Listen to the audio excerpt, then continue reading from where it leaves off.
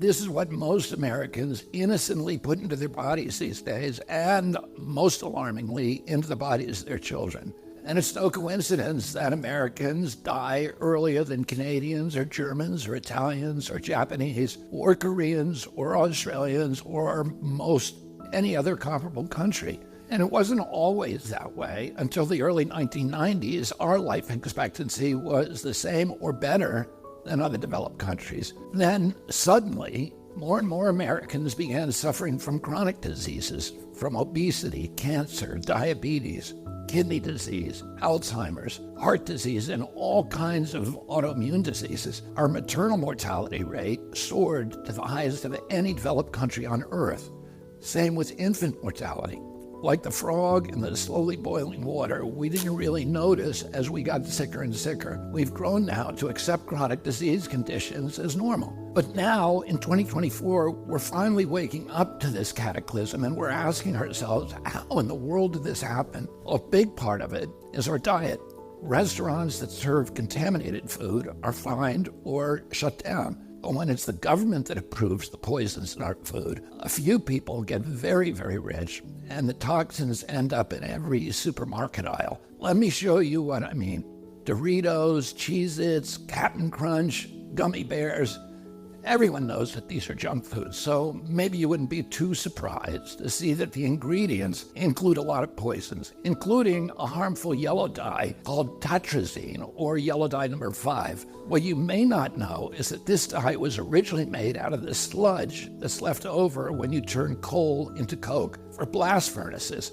It's called coal tar, and I've actually sued many big industries for legacy contamination of coal tar all around the country because it's so toxic and it's so harmful to the environment and human beings. A century ago, it was just an obnoxious industrial byproduct that everybody was trying to figure out ways to get rid of. One of the ways that they did that was by paving roads. But then a British chemist figured out that the coal tar could be used to derive fabric dye.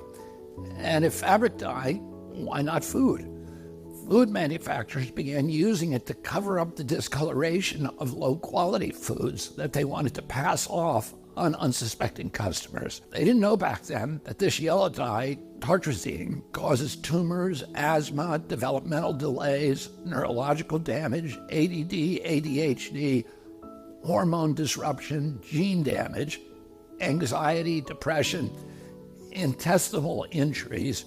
Well, we know it now. We've known this for decades. That's why tartrazine is heavily restricted in other countries. In some countries, foods with tartrazine have a warning label that it may cause ADHD in children. Today, it's made from petroleum, not coal tar. Either way, it's crazy to add this to your kids' favorite foods. It doesn't even change the flavor. This yellow dye isn't just in junk food. It's in the foods that we consider healthy. It's in everyday kids' snacks like popcorn, mac and cheese, fruit snacks. It's in sports drinks like Gatorade and so-called vitamin water. It's even added to chicken broth, to corn, to pickles, to mustard, and to yogurt. And so, of course, our kids get sick. And we lovingly feed them chewable vitamins which have, surprise, tartrazine. And so the cycle continues until the coughs and asthma kick in, at which point you go to pick up some cough syrup. And yeah, you guessed it, tartrazine. I've been picking on tartrazine today, but that's just one of at least 100 chemical poisons that our health agencies allow into our children's food. I can make a video just like this to talk about Red 40, BHA, BHD, potassium bromate, chemical after chemical, and on and on and on. If just one of them can cause all of these problems, imagine what they're doing in combination. That has never been studied. If we took all of these chemicals out, our nation would get healthier immediately. We'd have fewer sick days. We'd have better focus. We'd have less anxiety. Our kids would learn more easily. We'd lose weight.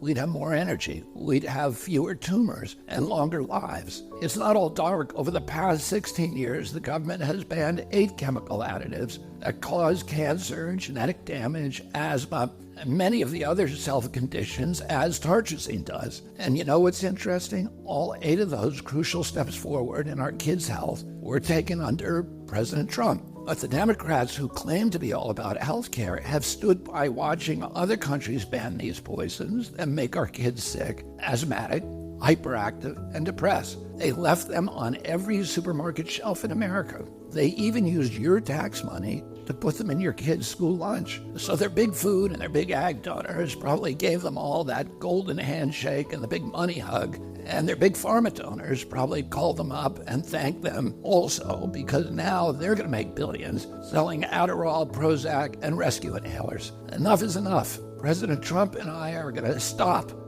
the mass poisoning of American children. Together, we're going to make America healthy again.